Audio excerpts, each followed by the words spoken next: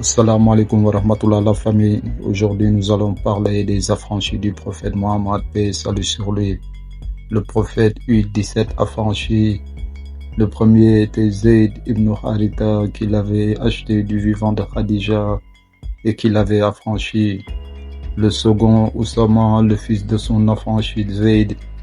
Et le troisième Touban, il était du Yémen et descendait des princes Imyari. Il avait été fait prisonnier et le prophète l'avait acheté et affranchi plus tard. Il habita la Syrie et mourut sous le calife de Muayyad ibn Abu Sufyan. Quatrième Shukran, quelques-uns disent qu'il était abyssine et noir et que le prophète en avait hérité de son père et qu'il l'avait affranchi. D'autres racontent que Shukran était de la Perse et qu'il s'appelait Salir et qu'il était en Dahkan. D'autres encore affirment qu'il avait été esclave d'Abu Rahman ibn Auf, qu'il avait donné au prophète. Le cinquième Abu Rafi, il était arabe et s'appelait Aslam. Selon d'autres, Ibrahim, quelques-uns disent qu'il avait appartenu à Saad ibn As et qu'à la mort de Saad, il était affranchi par l'un de ses 4 fils. Ensuite, il était fait prisonnier à Badr et qu'il est tombé sous le calife de Khalid. Autre fils de Saad qu'il était fait musulman et qui vivait avec le prophète à Médine. Enfin, Khalid ayant donné sa part du butin au prophète, celui-ci a franchi Abu Rafi. Abu Rafi avait 2 fils, Rafi et Ubaïda. On donnait à ce dernier le sobriquet de Bahi à cause de sa beauté. Il était scribe et fut plus tard secrétaire d'Ali. Après Ali, lorsque Umr ibn Saad, fils de Al-As, fut gouverneur de la Mecque et de Médine sous Muayyad, il dit un jour à Ubaïda: de qui es-tu affranchi? Je suis l'affranchi du prophète. Répliqua Ubaïda: non, tu es notre affranchi. C'est moi et mes pères qui t'avons donné la liberté. Non, insista Ubaïda, je suis l'affranchi du prophète.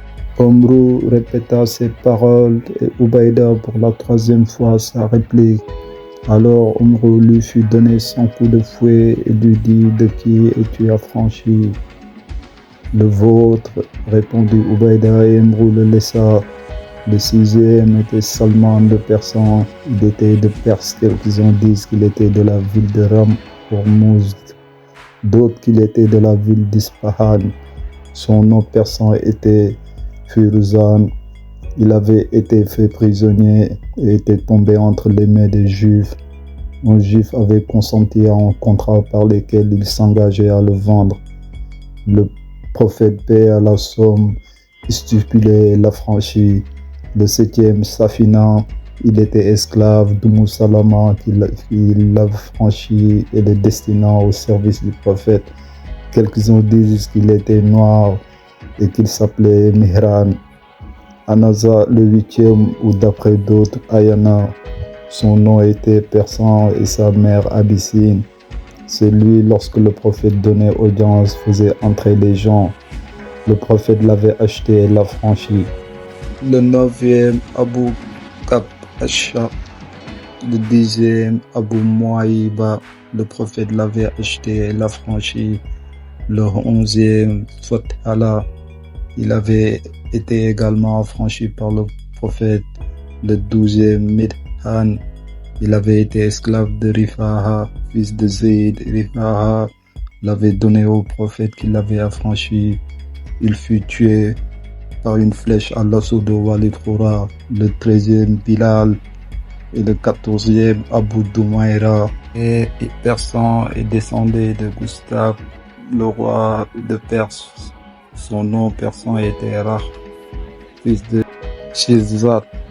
Quelques-uns disent qu'il était de Khaybar et qu'il était tombé entre les mains du prophète, qu'il l'avait affranchi. Il avait reçu du prophète un acte de donation, acte qui fut présenté par l'un de ses descendants, Abu Mansour d'Azur Hunaif. Celui-ci porta cet écrit à ses yeux et fut donné au détenteur 300 dirhams. 15e affranchi était un noir nommé Yassar qui gardait les chameaux du prophète. tant ce qui était sa propriété personnelle que ce qui provenait des dîmes. Or, un jour, des Bédouins d'une certaine tribu arrivèrent à Médine et embrassèrent l'islam. Ils y tombèrent malades parce que l'eau de Médine ne leur convenait pas. Le prophète leur dit: allez hors de la ville, là où sont mes chamelles, et buvez de leur lait jusqu'à ce que vous soyez rétablis. Ces Arabes se rendirent à l'endroit où Yassar gardait les chameaux, et ils restèrent quelque temps. Ensuite, ils apostasièrent, tuèrent Yassar, enlevèrent les chameaux et retournèrent dans leur tribu.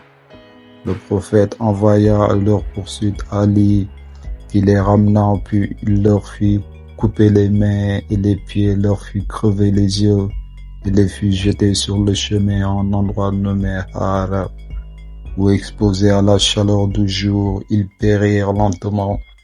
Cet événement eut lieu avant que Dieu eût révélé le verset Houdoud, sourate 9, verset 98.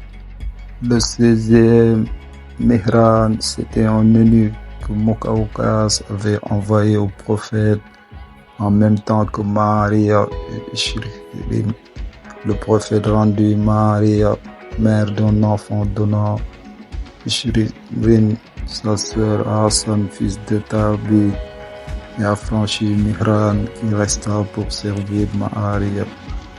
Ayant conçu des soupçons sur les relations de Maria avec Mihran, le prophète chargea d'Ali d'aller s'assurer si ces soupçons étaient fondés et de tuer Mihran.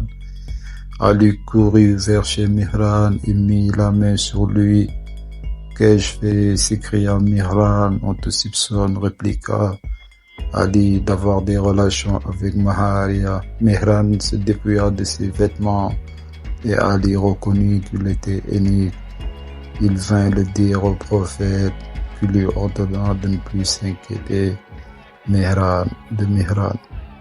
17. Abu Bakra.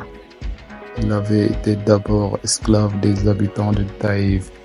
Lorsque le prophète assiégea Taïf, Abu Bakra s'enfuit de la ville avec beaucoup d'autres esclaves.